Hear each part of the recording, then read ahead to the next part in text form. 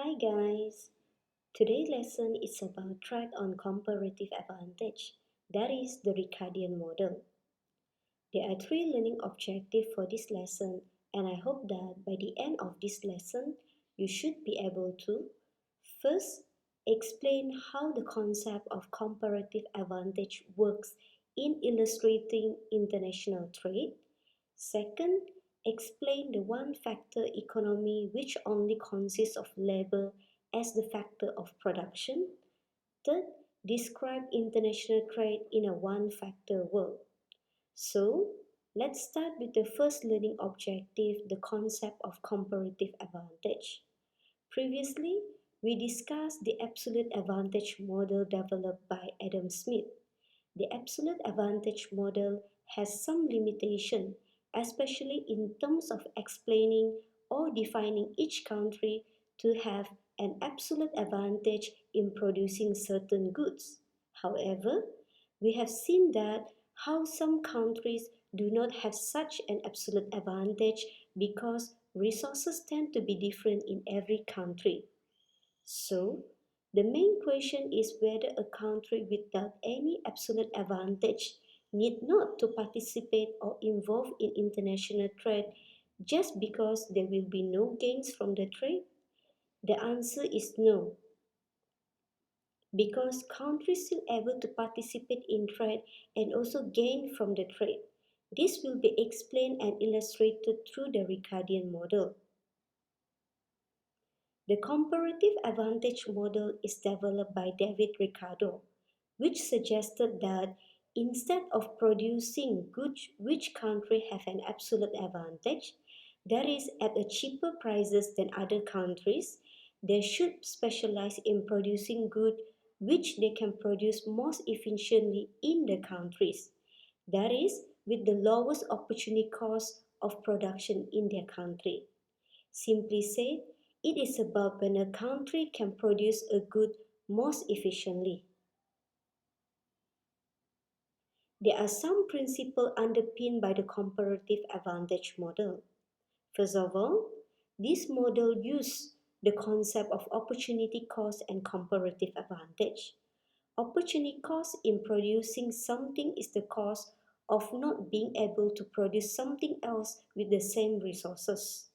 Second, a country will have a comparative advantage in producing a good if the opportunity cost is lower in the country. Here is an example to illustrate how comparative advantage works. Two countries, the United States and Colombia. Two goods, roses and computers. The unit of roses and computers produced in both countries are using the same resources, which is labor.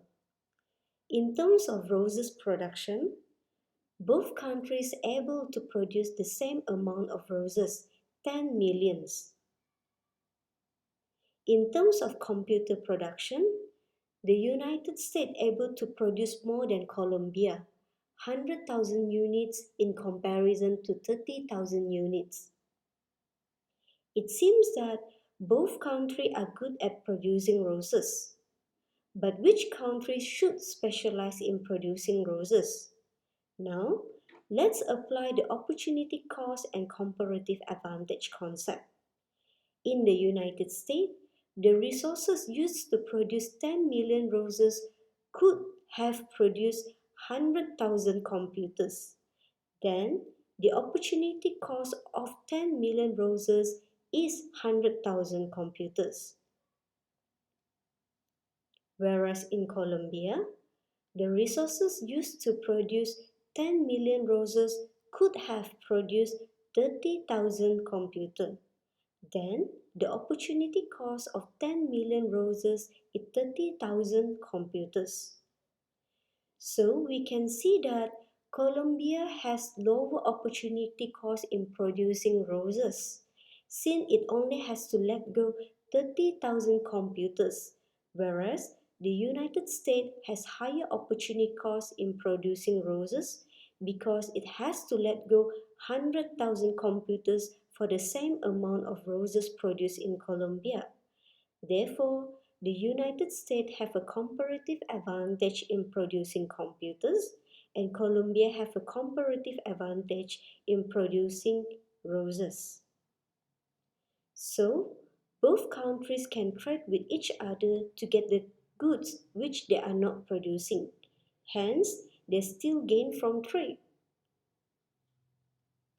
Now we move to the second learning objective, a one-factor economy. There are 6 assumptions of the Ricardian model. First, a one-factor economy refers to the use only one factor of production, which is labor.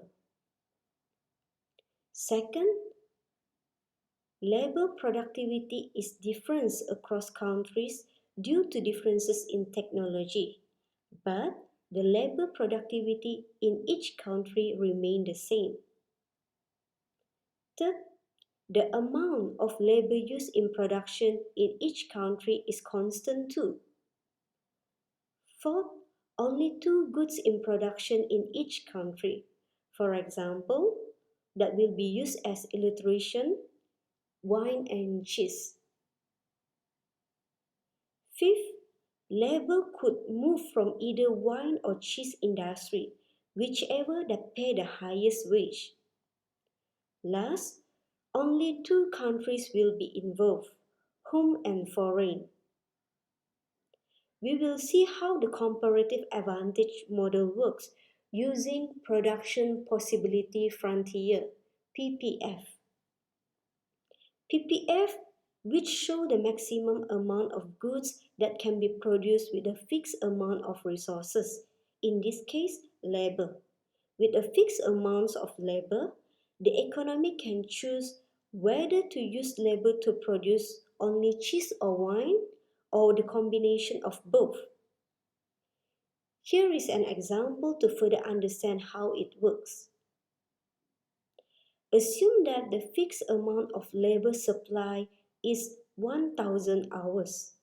Then the total labor that can be used in production must not exceed 1000 hours.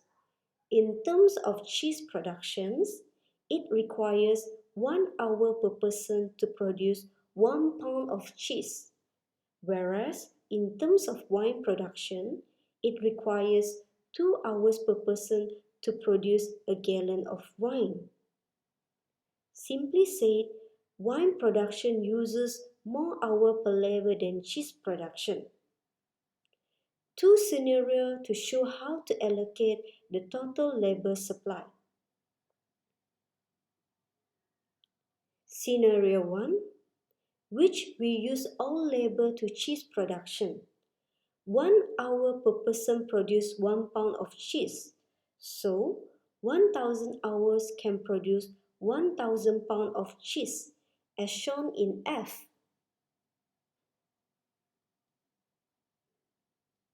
Scenario 2, which we use all labors to produce wine. 2 hours per person produce 1 gallon of wine. Hence, 1000 hours able to produce 500 gallons of wine, as shown in P. And if you want to produce both combination of cheese and wine, it will be moving along the PPF slope as shown.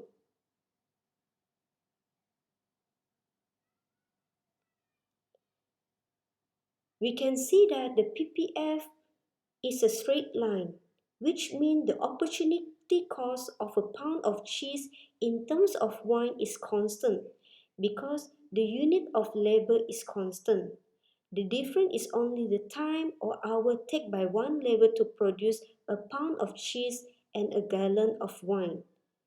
Based on the PPF, we also able to find the opportunity cost for each of the goods. Opportunity cost of producing 1 pound of cheese is half gallon of wine. Now, recall back the 2 of the 6 assumptions of the Ricardian model, which is first, labor is the only factor of production, and second, labor is freely moved from either cheese to wine industry and vice versa depends on whichever pay the higher wage. So, the supply of cheese and wine is based on the movement of labor. Using the same example, 1 hour of labor produces 1 pound of cheese, whereas 2 hours of labor produce 1 gallon of wine. The price for 1 pound of cheese is $4 and 1 gallon of wine is $7.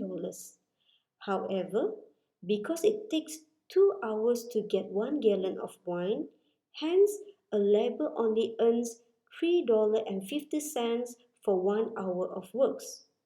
So, to compare $4 per hour in cheese production and $3.5 per hour in wine production, of course, labor prefers to work in producing cheese as it earns better than in producing wines.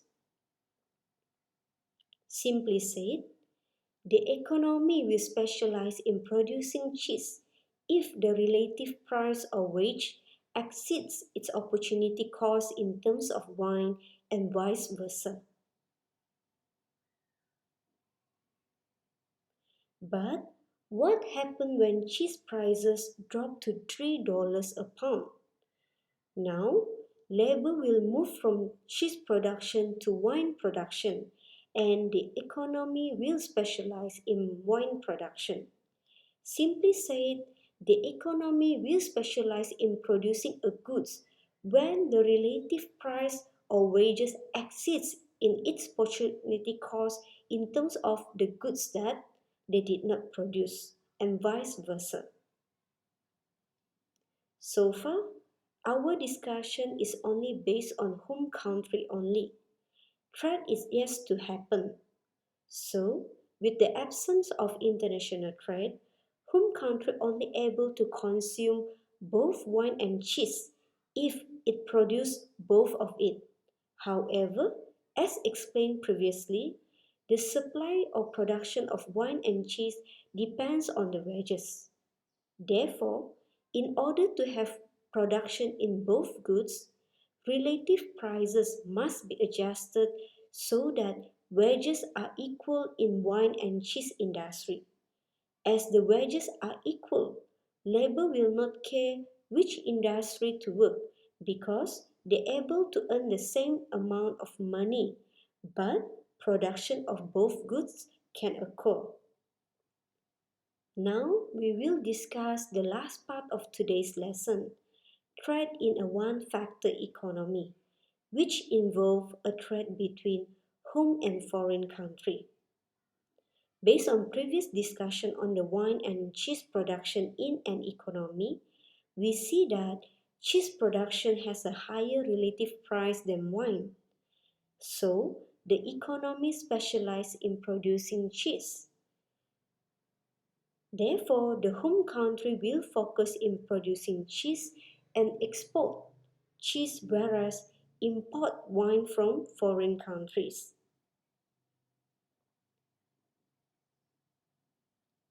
When we assume that home country has a comparative in cheese and foreign country has a comparative advantage in wine, then home country will export cheese and import wine, hence will be able to consume more wine than the possible production in its own country.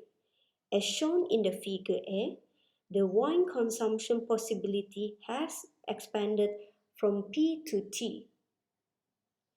Same for the foreign country, which export wine but import cheese. The country can consume more cheese than the possible production in its own country. This is shown in figure B that the cheese consumption possibility have expanded from P to T. Therefore, we have come to the end of today's lesson and see you in the next lesson. Thank you. Bye bye.